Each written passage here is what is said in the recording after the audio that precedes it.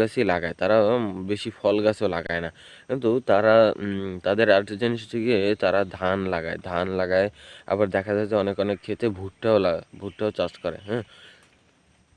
তো যা অ ধান লাগায় বেশি। কারণ দেখা যায় যে তারা আম বছরে প্রায় আম বছরে প্রায় ২ বার কি ৩ বার ৩-৪ বারও ধান লাগিয়ে থাকে, হুম?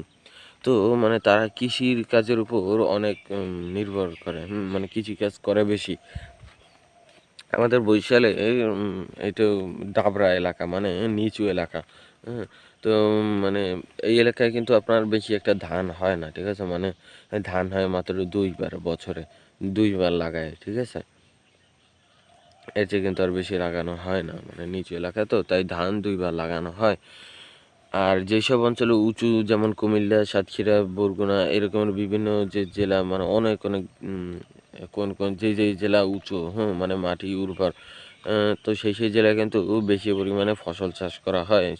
সেই ফসল কিন্তু সারা বাংলাদেশে রপ্তানি হয়, আবার এমনকি বিদেশেও রপ্তানি হয়ে থাকে। উম, তো মানে এরকমের বিভিন্ন উপায়।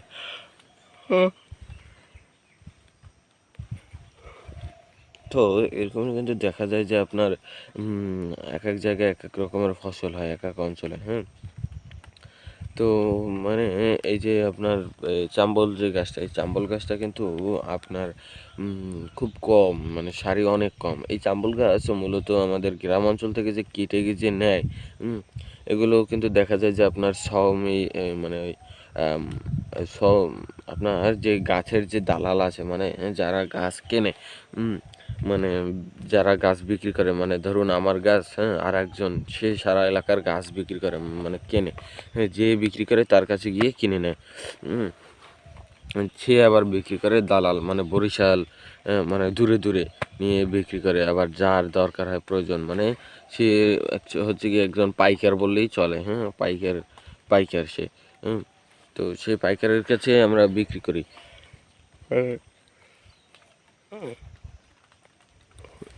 সে আমাদের থেকে কিনে নিয়ে তারপর বিক্রি করে, হ্যাঁ?